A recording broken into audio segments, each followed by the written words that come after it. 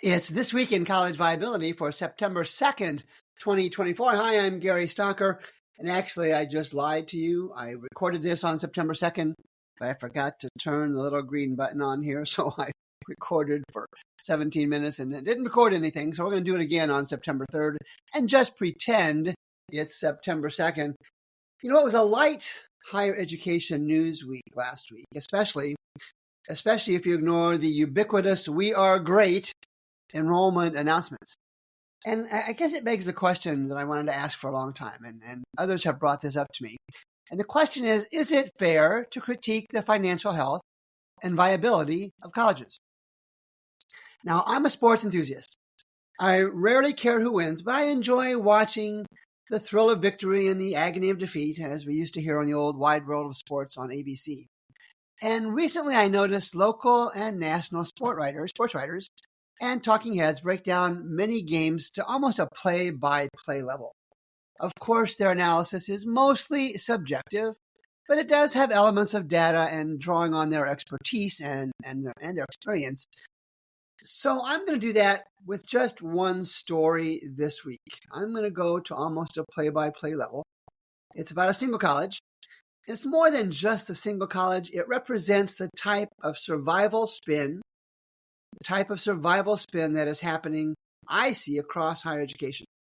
And I'm going to go do a pretty deep analysis of this college's news release and then on data from IPEDS and other sources as well. Page 2, the headline reads, Missouri Valley College reports record enrollment. Now, this is an internal press release, and they're certainly entitled to do that. Interestingly, I can't find any other news source willing to pick up the story. That's interesting. And here's a couple items from their press release. First of all, they talk about great enrollment, right? That's kind of the theme for this whole story, and colleges like that. And from the press release, they note that their on-campus population of 1,564. Now, I do a lot of work with higher education data, and I have yet to see a reporting tool that says on-campus population.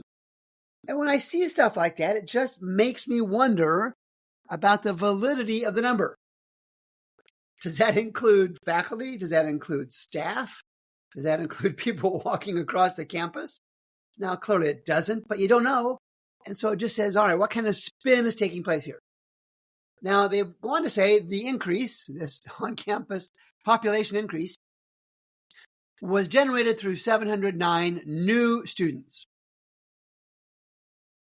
Now, I am, at the very least, IPEDS proficient. I'm probably one of the better IPEDS folks around. I know the data. I know how it works. I know what's in there, and I know what's not in there. And there's no new student category I'm aware of that I can track. There is full-time equivalents, there's full-time, there's part-time, there's some distance education, all distance education, no distance education, but nowhere that I'm aware that I have a category called new students. So again, the Gary Stocker alarm bells go off. And then they go on to add something a little bit different topic here.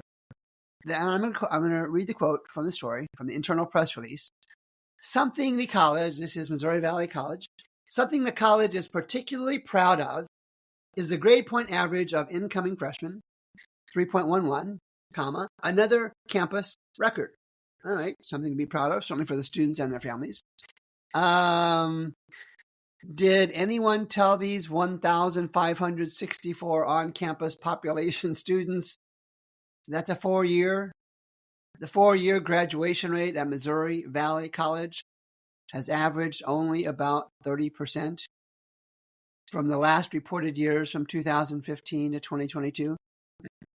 The 6-year rate averages about 50%, and that one's down 12 points from 2015.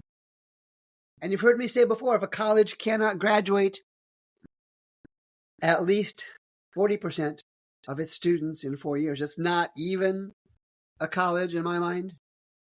It's more of a tuition collection agency, because they can't do what they're being paid to do, which is graduate students with diplomas in whatever majors they have chosen. So let's go to the data. We do that all the time, of course, here at College Viability. Now, I don't doubt for a millisecond that the numbers that Missouri Valley College presents are valid.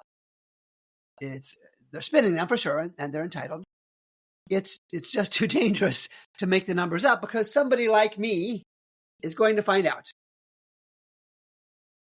And like many other colleges, both public and private, they're just not providing a full and balanced perspective. So that's why I'm here. So let me continue to serve as your college data quality control specialist. Put that on your business card. Let's go to the data. And this is from IPEDS. This is from the National Center for Education Statistics. The college itself reported this data. And of course, as I just shared, Missouri Valley College has absolutely pathetic 4- and 6-year graduation rates. Their endowment isn't much more than college couch money, about $11 million. This is in 2022. And they had the second, again in 2022, they have the second lowest endowment per FTE student in the entire state of Missouri and private colleges. The news story boasts substantially about the 1,564 students in 2024. It wasn't that hard to pull up the College Viability app and see that in 2015, Missouri Valley College had 3,012 students, about not quite twice as much as they reported in 2024. There's no mention of that in the story. And again, they're entitled to spin. They're not being forthright about the data, but all right, they're entitled. And they also know in 12 months, they built 2 buildings. One was a dormitory of sorts, and the other maybe a nursing building, something like that. 2 buildings in 12 months. Maybe the construction folks in Missouri Valley College area needed business on it, but that seems awfully fast. And as I recall, they did have some money from, I think, a land sale earlier, maybe this year, last year sometime. And it looks to me like they're spending that money on growth speculation, the old hope for growth speculation, and not really on consolidation of offerings that I think should be happening. Their unfunded institutional grants have increased $7 million. I'm betting they gave away the store this year to get those 1,564 students in the door. But of course, no college willingly shares that information. And then check this line out. Again, something else that makes me consider the quality of the data. There is a report in IPEDS called Percent Admitted. And from 2017 through 2022, the last reported year, Missouri Valley College reported greater than 100% admitted. Now, 2 things. That's mathematically impossible to do it correctly. Or they're admitting students that haven't applied. I don't know if that's the case or not. I just don't know. But they're reporting more than 100% of students admitted. I don't know how to do that. Their net income using Matt Hendrick's data, their net income has been negative for 3 of the last 8 years. They are digging into their limited endowment piggy bank to fund operations. It was 9% draw in 2019. That's a big number. 6.5% the past 2 reported years. That's not as big, but still notable. And digging into the piggy bank lowers the amount that the college can generate on earnings for future years. And Matt Hendricks reminds me of that on regular occasions. Interestingly, their cash and cash equivalents are decent. I don't know how, unless that's associated with taking their cash from their increased endowment draw. I know Matt's talked about that before. I looked at the program completion for Missouri Valley. They have some element of strength in Bachelor of Business programs, Bachelor of Health professions. Interestingly, they have comparatively strong bachelor's completion numbers in parks and recreation, and really not much in the graduate level at all. They've got some dibbling in education and some dabbling in health professions. I've just been adding the program completion here recently. And Missouri Valley College got on my radar because, in large part, it was a slow college news week. They get the brunt of my critique today, but again, they're exhibiting the same type of spin that I see regularly. For example, if students and their families had access to all of this data, and they do through the College Viability app for students and families, would a student really want to go to a college with a 4-year undergraduate graduation rate of around 30%? For every 100 students who started at Missouri Valley College in 2015, 30, really less than that, but around 30 graduated. And there's more. I'm not going to use it today. Maybe for another day. There's more of Missouri Valley. But the point is made. So here's my story. So I went to the bank last week and asked if I could deposit $1,564. That's the Missouri Valley on-campus population. I asked if I could deposit 1,564 students into my account, into my bank account. The confused teller said, Dr. Stocker, we don't accept student enrollments as actual money that you can deposit into your account. Well, of course, that didn't actually happen. But if you are to read the countless Our Enrollment is Great stories coming out the past few weeks as colleges count heads, you would think that enrollment is cash, that enrollment pays the bills, that enrollment keeps the lights on. And certainly enrolled students bring in revenue that is ultimately cash. However, those students are not fungible. And for those that didn't pay attention in accounting and finance classes, fungible means mutually interchangeable. One can replace the other. Students can't replace cash. Cash can't replace students. They're not fungible. Cash is fungible.